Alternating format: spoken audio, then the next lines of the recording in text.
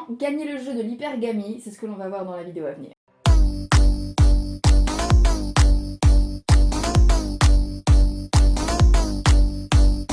Salut mes petits bichons, j'espère que ça va aujourd'hui. Donc on reste sur le thème de l'hypergamie parce que je suis motivée, je suis chaude, je suis là, c'est mon sujet, on est à fond aujourd'hui. Alors, comment gagner le jeu de l'hypergamie? Alors c'est un titre un petit peu provocateur parce que la guerre comme à la guerre, hein, tout simplement. J'ai envie aujourd'hui de vous expliquer comment intégrer en fait l'information que l'hypergamie existe dans votre jeu de séduction.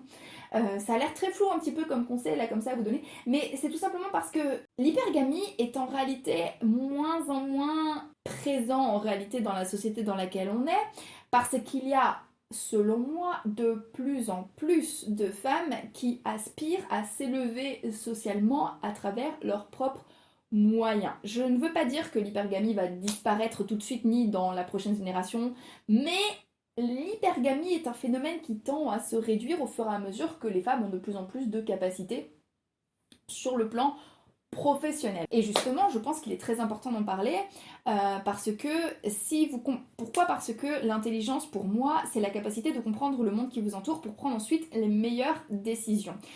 Si l'hypergamie est une réalité, je ne vous conseillerais pas de nourrir une rancœur envers les femmes hypergames, je ne vous conseillerais pas de mépriser ce phénomène, je ne vous conseillerais pas non plus de le nier comme j'ai un petit peu essayé de le faire avant. J'ai essayé de nier le fait qu'effectivement il y avait beaucoup de femmes pour qui l'argent que gagnaient leurs compagnons était important. Parce que je ne voulais pas croire que c'était possible, parce que de mon côté, ce n'est pas mon cas. Je suis intéressée à titre personnel par l'ambition des gens, mais pas par l'argent que moi je peux en tirer, mais plutôt par l'enseignement que je peux prendre d'eux parce que j'ai mes propres ambitions. Et ça, c'est ma manière de percevoir les choses et c'est comme ça que je le vis. Mais effectivement, il y a des gens, femmes, hommes, mais effectivement beaucoup de femmes, qui considèrent en fait que les ressources de leurs compagnons sont les leurs. Voilà. Et donc, aujourd'hui, je vais vous donner un petit kit de survie pour savoir comment est-ce que l'on gère ces informations-là.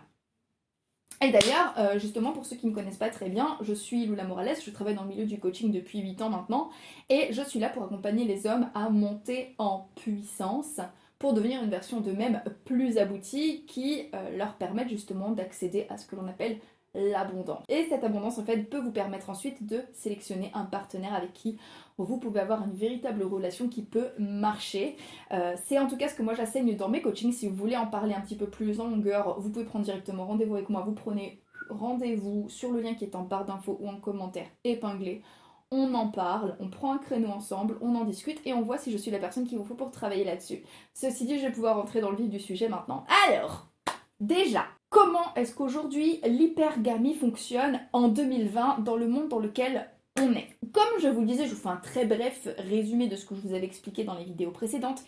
L'hypergamie, c'est un petit peu plus compliqué que plus t'as de la thune, plus t'as un statut social élevé. Et notamment en France, parce que aujourd'hui, ton statut social ne va pas dépendre exclusivement de l'argent dont tu disposes ou de l'argent que tu fais ou de tes revenus. Il va également dépendre du pouvoir dont tu disposes et de ton bagage culturel. En France, le bagage culturel le bagage culturel est un facteur très important pour savoir où est-ce que tu te situes sur le plan socio-professionnel ou sur le plan socio-culturel. Par ailleurs, je ne sais pas exactement comment ça se passe dans le reste du monde, mais le terme nouveau riche, ou comme on dit en anglais nouveau rich, existe. Ce n'est pas pour rien. C'est parce que, effectivement, dans le monde dans lequel on est, on fait bien la distinction entre les personnes qui disposent d'un capital financier depuis plusieurs générations, et la plupart du temps, ils disposent également d'un certain bagage culturel et d'une culture qui sont les leurs, et qui, en général, effectivement, ensuite devient, on va dire, la notice culturelle pour le reste du monde. Je dis ça avec mes mots à moi, c'est assez vague, mais vous m'avez compris.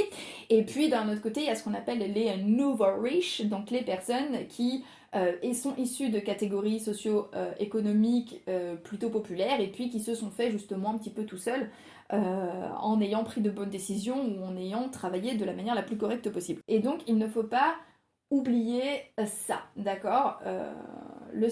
Ton statut professionnel ne va pas dépendre exclusivement de l'argent que tu gagnes ou de l'argent dont tu disposes. Et comme je le disais, il y a des femmes qui peuvent être autant intéressées par ton bagage culturel que ton bagage socio-économique.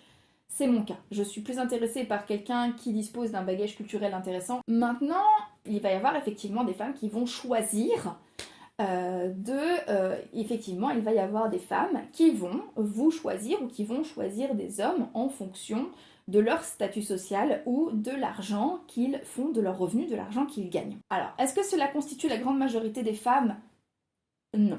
Est-ce qu'il existe des femmes qui elles-mêmes s'élèvent socialement ou qui sont déjà issues de catégories socio-économiques élevées qui refusent comment dire en anglais, take down, donc qui n'ont pas envie de s'amouracher d'hommes qui sont issus des classes populaires ou qui effectivement sont d'un statut social inférieur? Je pense que oui, il y a des femmes qui ne se voient pas sortir avec un homme qui gagne moins leur vie qu'elles-mêmes ou des hommes qui n'ont pas en fait le même bagage culturel, le même bagage social et qui ne sont pas issus des mêmes milieux sociaux. Je sais qu'il y a des femmes que ça peut déranger. Je sais aussi qu'il y a des hommes que ça peut déranger. Il y a des hommes qui ont l'intention de ne fréquenter que des gens qui sont issus de leur propre communauté ou de leur propre classe sociale. Voilà, maintenant que vous avez toutes ces informations-là, ben, qu'est-ce que vous faites? Tout d'abord, je vous conseillerais malgré tout vous-même de monter en gamme sur le plan économique et sur le plan culturel. Alors là encore, je ne vous pousse pas à devenir exclusivement riche. Je ne pense pas que devenir riche soit un but en soi. Je pense que l'argent est une ressource et je pense que l'argent est une ressource qui mérite d'être développée. Moi, ce que je vous recommanderais de faire, c'est déjà d'apprendre à gérer vos ressources, apprendre à gérer l'argent dont vous disposez déjà et l'argent que vous gagnez déjà. Si vous apprenez vous-même à gérer votre argent et à gérer vos dépenses, je peux vous assurer que vous avez déjà 75% du travail de fait. Maintenant, si vous avez envie de développer votre capital économique et si vous avez envie de monter en puissance sur le plan de la ressource argent, foncez, bien sûr, foncez. On est dans un monde où on a la possibilité, la liberté d'entreprendre, la liberté de se lancer. Honnêtement, je vous recommande franchement de travailler à gagner votre indépendance financière. Je pense tout simplement que c'est une gestion de vos ressources beaucoup plus intelligente d'être votre propre patron, parce que pour moi, donner son temps, donner ses compétences et donner son énergie à quelqu'un d'autre, j'en ai pas envie. Si moi, en tant que femme, j'ai percé que c'était assez intéressant et intelligent, et apparemment nous les femmes, on aurait du mal à se positionner sur le plan de notre carrière, vous, messieurs qui me regardez, je vous encourage à y aller. C'est long, c'est chiant,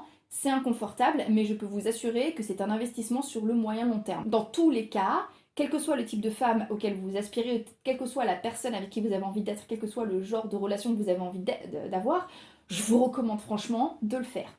Maintenant, dans un deuxième temps, si vous êtes monté en puissance dans tous les domaines que j'aborde dans mes coachings, dans tous les cas, et pas exclusivement l'argent, l'argent est une infime partie de ce que j'enseigne dans mes coachings, vous allez attirer tout type de personnes et effectivement dans le lot vous allez attirer des femmes qui vraiment sont intéressées par vous pour qui vous êtes, qui vont vous admirer pour qui vous êtes, qui vont admirer vos talents, qui vont effectivement être rassurées sur le fait que vous sachiez gérer vos finances, et je répète encore une fois, sachez gérer vos finances, et effectivement vous allez également attirer des femmes qui vont avoir envie de s'accaparer vos ressources, de s'accaparer votre argent. Moi, ce que je vous recommande de faire, c'est de bien faire la distinction entre les deux, de bien savoir repérer la première catégorie et l'autre, et donc de ne pas vous mettre en danger, de ne pas vous compromettre avec les femmes qui ont exclusivement envie de s'accaparer vos ressources. Et je vous avais sorti une vidéo il y a une semaine ou deux où je vous expliquais comment faire la différence entre